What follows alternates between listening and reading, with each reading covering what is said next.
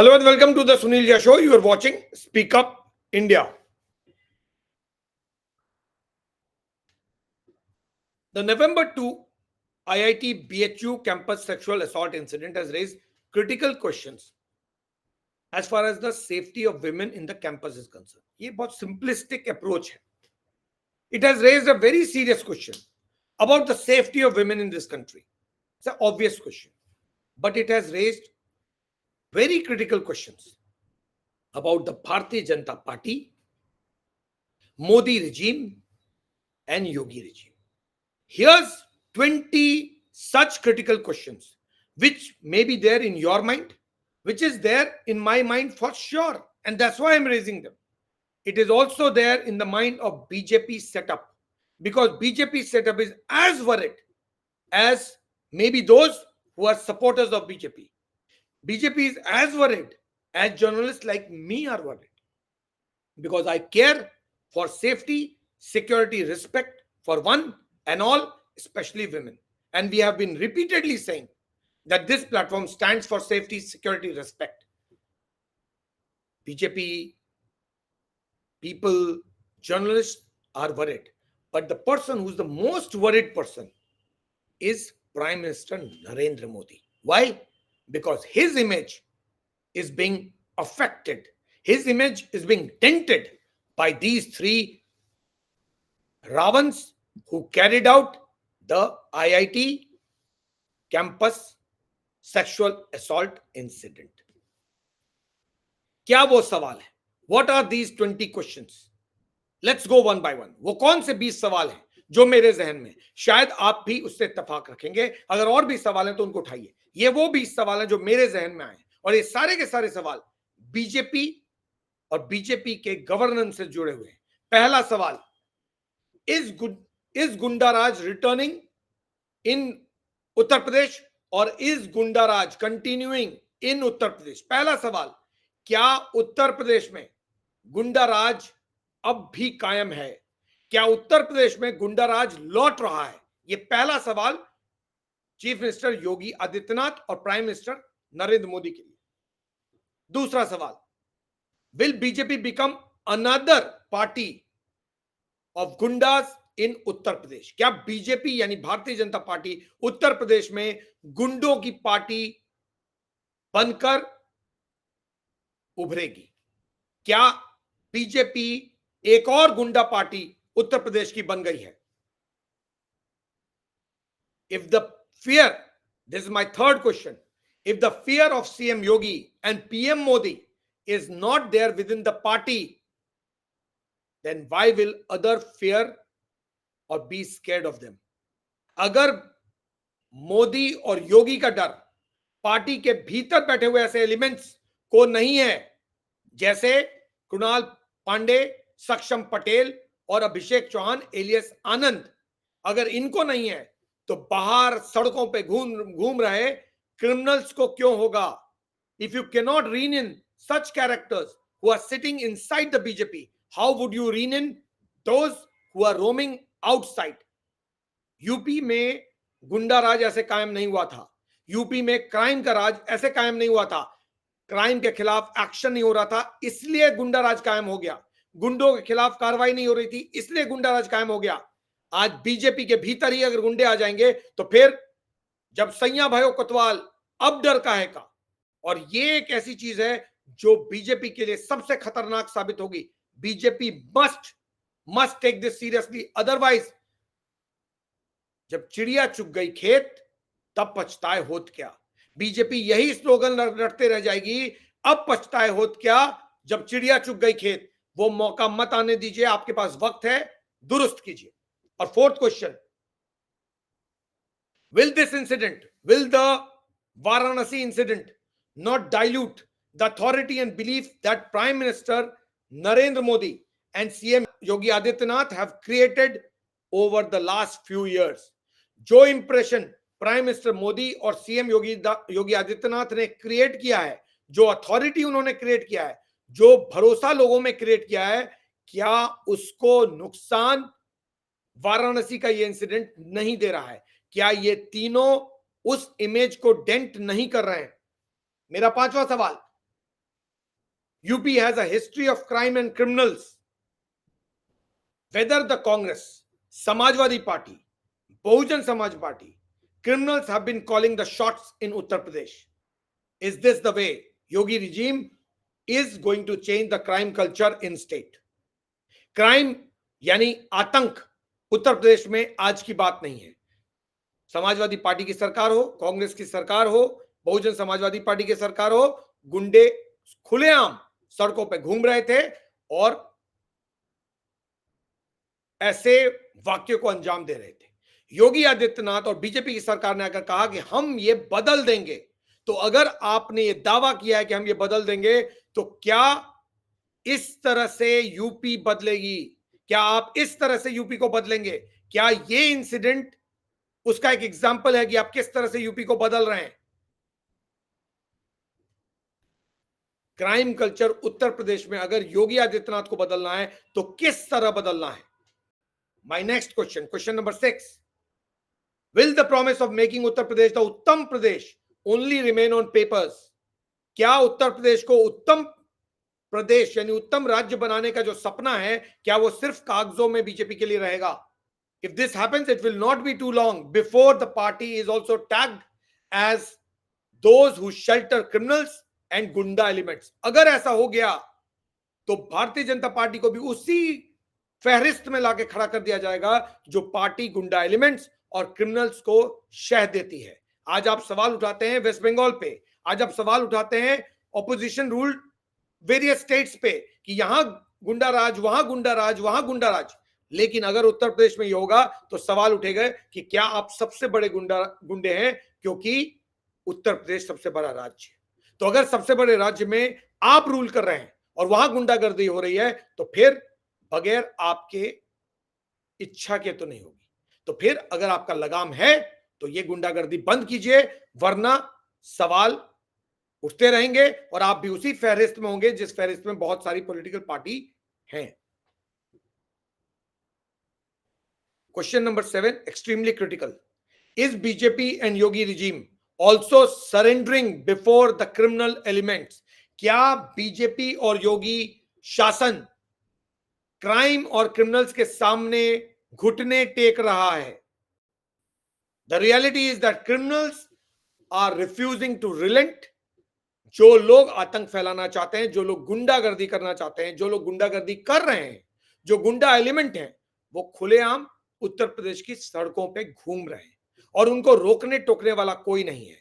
वो सायरन बजाकर गाड़ियों में चलते हैं, जबकि नियम है कि सायरन का इस्तेमाल तो बहुत ही कम लोग, लिमिटेड लोग कर सकते हैं, शायद पुलिस और टॉप एडमिनिस्ट्रेटिव ऑफिसर के अलावा कोई नहीं. लेकिन उत्तर प्रदेश इकलौता राज्य है जहां पर सायरन लगाकर गुंडे सड़कों पे घूमते हैं और उनको रोकने की हिम्मत पुलिस को भी नहीं है.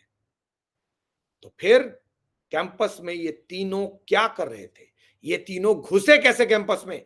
पहले पता कीजिए. क्या ये लोग भी तो वैसा ही गुंडे नहीं है जैसे जिनकी बात मैं कर रहा हूं, जो लोग सायरन लगाकर गुंडागर्दी करते हैं और उनको रोकने वाला और टोकने वाला कोई नहीं? These are serious reasons for BJP, CM Yogi Adityanath and PM Modi to worry. My next question, question number 8. BJP holds repeated meetings to sensitize its party cadre like these three. या बाकी लोग जो हैं, बहुत सारे वो लोग जो बीजेपी के लिए काम करते हैं, उनके लिए बीजेपी अपने लीडर्स के जरिए लगातार इवेंट्स करती है, फंक्शंस करती है, वर्कशॉप्स करती है, ये बताने के लिए कि पीएम मोदी का मैसेज क्या है, योगी आदित्यनाथ का मैसेज क्या है, बीजेपी का मैसेज क्या है, प्राइम मिनिस्टर क्या चाहते हैं. खास करके बीजेपी फॉर विमेन कैंपेन को लेकर सबसे ज्यादा अगर वर्कशॉप्स हो रहे हैं, सबसे ज्यादा मीटिंग्स हो रही हैं, सबसे ज्यादा सेंसिटाइज किया जा रहा है, तो बीजेपी के विमेन कैंपेन को लेकर किया जा रहा है. BJP for women, safe India for women, BJP stands for women. Women, महिलाओं को पढ़ाओ, महिलाओं को आगे बढ़ाओ, बेटी पढ़ाओ, बेटी बढ़ाओ या बेटी को आगे लेकर जाओ. इस कैंपेन का कि धज्जियां तो आप ही के भीतर बैठे हुए लोग उड़ा रहे हैं. तो जब आप ऐसे इवेंट्स करते हैं जब ऐसे कैंपेन्स करते हैं, जब ऐसे वर्कशॉप्स करते हैं, उसका क्या फायदा? क्योंकि सवाल ये कि क्या आपके मैसेजेस, क्या आपका कैंपेन आपके वर्कर्स तक पहुंच रहा है? शायद नहीं। अगर पहुंच रहा होता तो फिर ये तीनों के बारे में आज बात नहीं हो रही होती, ये तीनों कैंपस में नहीं होते। Are the messages being sent out by Prime Minister Narendra Modi being taken seriously by the party cadre? That's my question. क्या पार्टी का काडर प्राइम मिनिस्टर प्रधानमंत्री नरेंद्र मोदी के मैसेज को सीरियसली ले रहा है और बीजेपी उन तक उनके मैसेज पहुंचा पा रही है, या फिर पीएम मोदी का मैसेज केवल लोगों के लिए है, पार्टी के भीतर उसका मजाक उड़ाया जा रहा है? Question number 9, what's not important is what they were doing before the incident. वो इससे पहले क्या करते थे, इसका ये इतना अहम नहीं है। ये तीनों इंसिडेंट से पहले क्या कर रहे थे, इनका क्रिमिनल एंटीसीडेंट्स है या नहीं, ये उतना इंपॉर्टेंट नहीं है। इंपॉर्टेंट ये है कि 60 दिन तक आपकी सरकार क्या कर रही थी, 60 दिन तक योगी रिजीम क्या कर रही थी, 60 दिन तक बीजेपी रिजीम क्या कर रही थी, आपकी इंटेलिजेंस क्या कर रही थी, आपकी पुलिस क्या कर रही थी, क्या आप लोग सो रहे थे? 60 days is a pretty long period for an incident like this. 2nd November, they committed the crime and they were arrested on the 31st of December. 2 months. What was the entire setup doing for 60 long days? 2 months. That is more critical. पहले उनके अगर उनका criminal connections था भी, तब भी अगले 60 दिन तक आपकी सरकार क्या कर रही थी? क्यों नहीं पता लगा पाई कि ये लोग कहां हैं? Question number 10. Why the UP police could not locate and arrest these people during the 60 days when their posters were being spread across Varanasi? आपने उनकी तस्वीरें, उनका सीसीटीवी फुटेज, उनके पोस्टर्स पूरे शहर में लगवा दिए, लेकिन उत्तर प्रदेश पुलिस उनको पकड़ नहीं पाई, जबकि वो रीवा से वाराणसी घूम रहे थे। रीवा वो बीजेपी के असेंबली कैंडिडेट के लिए कैंपेन में गए थे और वाराणसी के वो रहने वाले हैं जहां पर वो बीजेपी आईटी सेल में काम करते हैं। तो वाराणसी से रीवा वो करते रहे और यूपी पुलिस को भनक नहीं लगी। क्या इस तरह से यूपी पुलिस योगी आदित्यनाथ के अंडर में काम कर रही है? That's my question number 10. Question number 11, extremely important for BJP to look into. Was the party or its functionaries in any manner aware of their involvement in the incident? क्या party के किसी भी senior officials, ministers, MLA, MP, party leaders, क्या किसी को पता था कि 2 तारीख को इन्होंने इस तरह के क्राइम को अंजाम दिया है? 60 दिन तक क्या पार्टी के सेटअप में मौजूद कोई भी सीनियर फंक्शनरी जानता था कि ये तीनों ही वाराणसी बीएचयू आईआईटी कैंपस के गुनहगार हैं, रावण हैं? क्या किसी भी बड़े नेता को इस बात की जानकारी थी या नहीं? Question number 12, were any of the BJP functionaries or leaders involved in sheltering the 3 after the incident? जानकारी होना एक बात है, क्या 60 दिन तक अगर ये लोग गायब थे और नहीं गिरफ्तार हुए, तो सवाल ये कि क्या बीजेपी के किसी ने इनको बचाया और इनको छुपाया? ये सवाल नंबर 12 है जो मैं पूछ रहा हूं कि क्या किसी ने इनको बचाया या छुपाया? बीजेपी के किसी बड़े नेता, मंत्री, संतरी, कार्यकर्ता जो भी सेटअप में है, क्या उनमें से किसी ने इनकी मदद की उस 60 दिन के दौरान? इसको इन्वेस्टिगेट कीजिए। Question number 13, were attempts made by anyone in the BJP to protect them? बहुत सारे सवाल उठ रहे हैं कि इनको बचाया जा रहा था 60 दिन तक। ऑपोजिशन पार्टीज उठा रही हैं, विमेन एक्टिविस्ट उठा रहे हैं, स्टूडेंट्स उठा रहे हैं कि इन तीनों को बचाया जा रहा था बीजेपी रिजीम की तरफ से, योगी आदित्यनाथ रिजीम इनको बचा रहा था। तो सवाल ये कि क्या किसी ने कोई कोशिश की थी इनको बचाने की बीजेपी की तरफ से, और अगर इनके गिरफ्तारी में देर हुई तो वो क्यों? क्या किसी के कहने पे इनको गिरफ्तार नहीं किया जा रहा था? ये है सवाल number 13।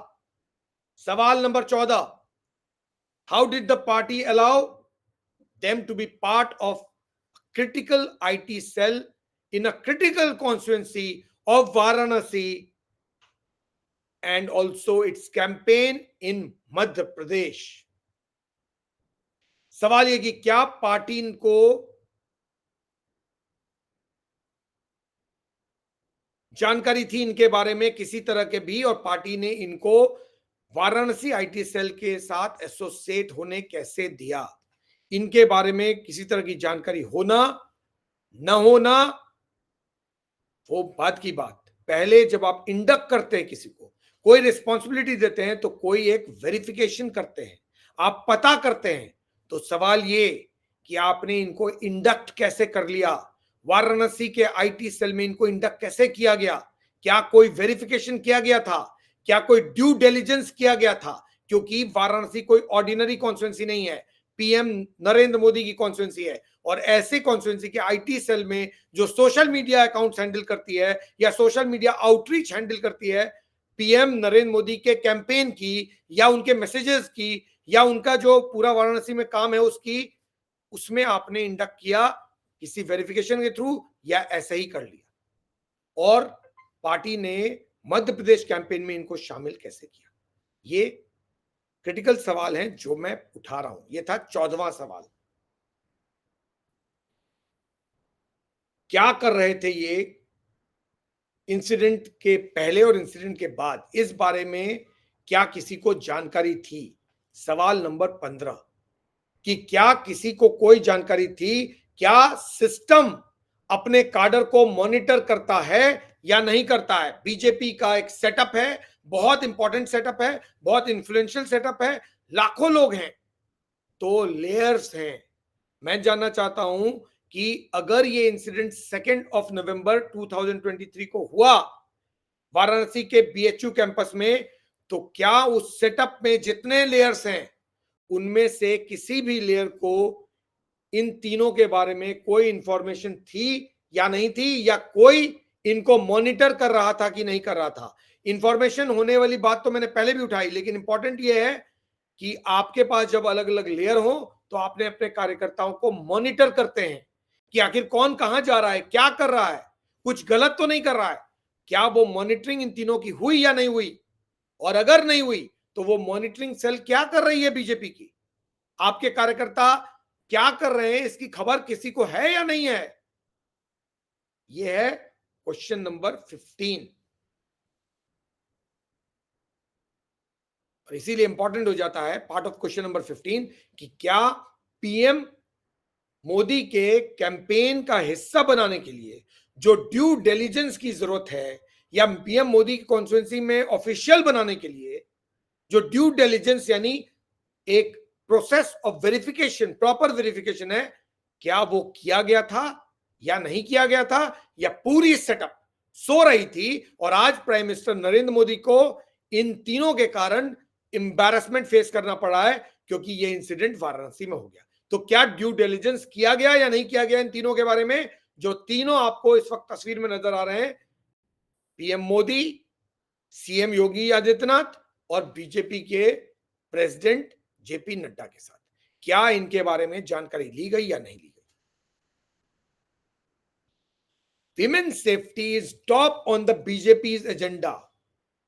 Is this the way BJP will promise women's safety? एक कोर क्वेश्चन है, एक फंडामेंटल क्वेश्चन है। बीजेपी ने MP election, Rajasthan election, Chhattisgarh election women safety पे लड़ा है, बीजेपी फॉर विमेन कैंपेन पे लड़ा है, और अगला लोकसभा इलेक्शन भी बीजेपी विमेन सेफ्टी पे लड़ने वाली है।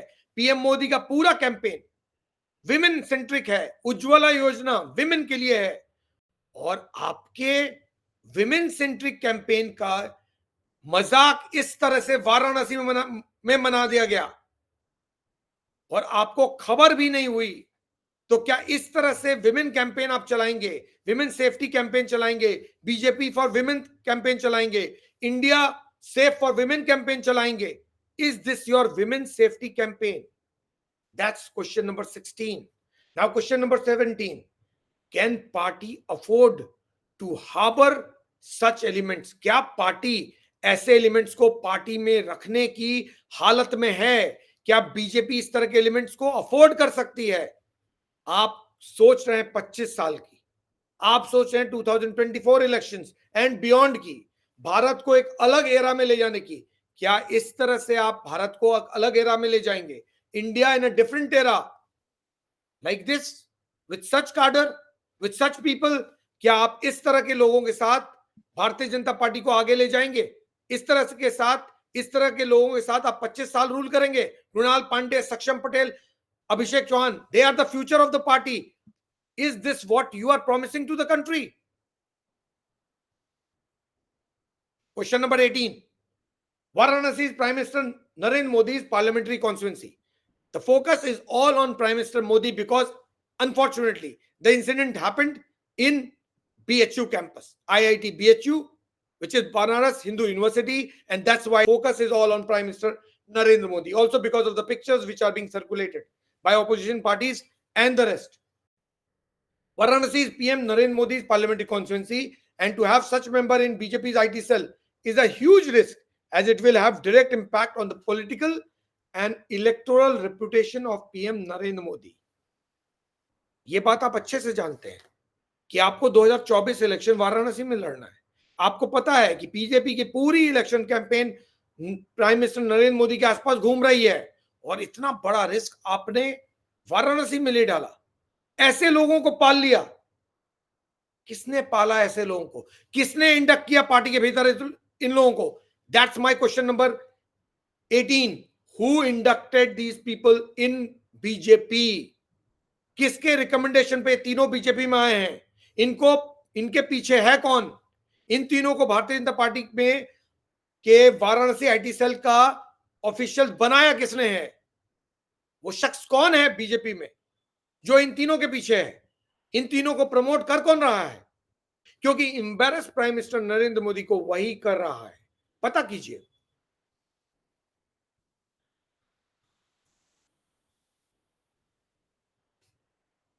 Question number 19. This time BJP has to start thinking. अगर आप इस तरह के एलिमेंट्स को पार्टी में जगह दे देंगे और अगर एक्शन नहीं लेंगे, क्योंकि अब तो देखना है ना कि एक्शन क्या लेती है पार्टी। एक्सपेल करना कोई एक्शन नहीं है। एक्सपेल कर दिया तो क्या हो गया?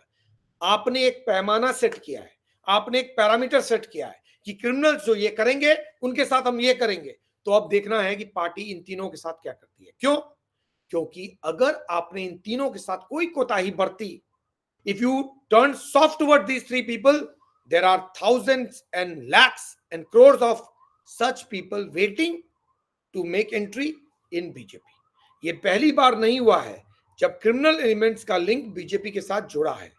ये बात और है कि बीजेपी ने उनके खिलाफ एक्शन लिया है, लेकिन उनके साथ नाम बीजेपी का जुड़ना ये भी अपने आप में सवाल खड़े करता है। राजस्थान का वो इंसिडेंट याद कीजिए। वो दर्जी जो मारा गया था, कहा गया था जिसने उसको मारा था वो भी बीजेपी के साथ एसोसिएट करने की कोशिश कर रहा था।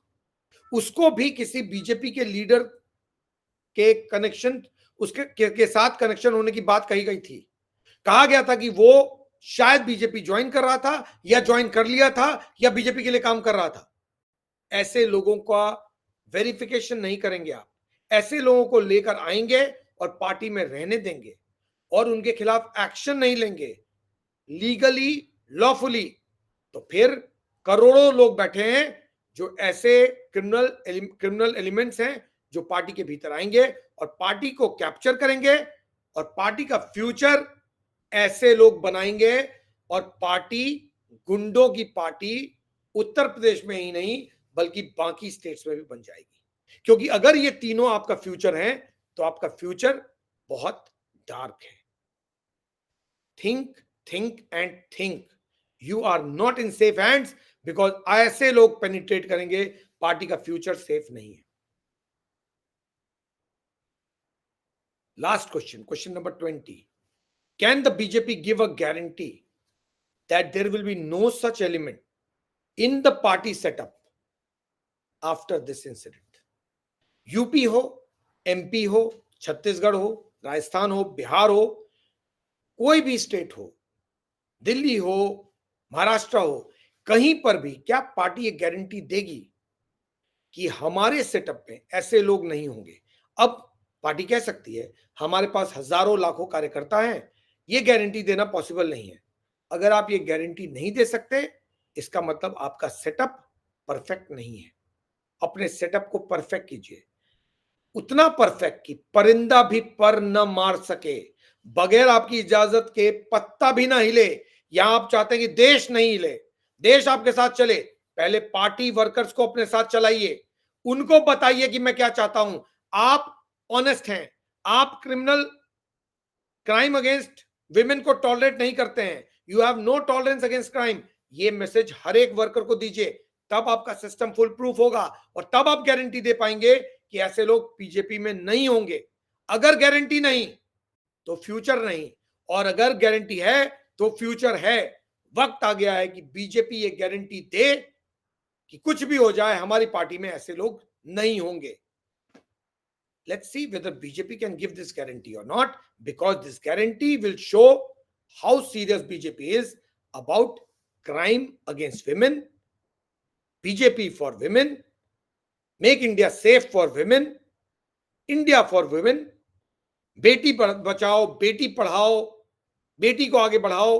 ये सारे कैंपेन इस सवाल पर टिके हुए हैं कि पार्टी क्या इस बात की गारंटी देगी कि इस तरह के एलिमेंट्स पार्टी में किसी भी स्टेट में नहीं होंगे, यूपी ही नहीं बल्कि किसी भी स्टेट में नहीं होंगे। हमारा फ्यूचर ऐसे एलिमेंट्स के साथ नहीं बनेगा। We are a party with a difference, and when we say it we believe in it, and not become party like any other party where crime criminals are sheltered. ऐसे लोगों को आप लगाम लगा सकते हैं तो फिर आप आगे बढ़ सकते हैं, वरना आप में और दूसरों में कोई फर्क नहीं होगा। डिटेल्ड इन्वेस्टिगेशन कीजिए, डिटेल्ड इन्वेस्टिगेशन कीजिए। इस इंसिडेंट पे नहीं है, वो यूपी पुलिस का काम है। वो हो सकता है कल आप सीबीआई इन्वेस्टिगेशन कर दें, वो यूपी पुलिस इन्वेस्टिगेटिंग एजेंसी उनका काम है। आप इन्वेस्टिगेशन कीजिए कि ऐसे एलिमेंट आपके पार्टी के भीतर घुस कैसे रहे, इनको घुसा कौन रहा है, कौन से वो लोग हैं जिनको क्रिमिनल और नॉन क्रिमिनल्स का फर्क नहीं पता।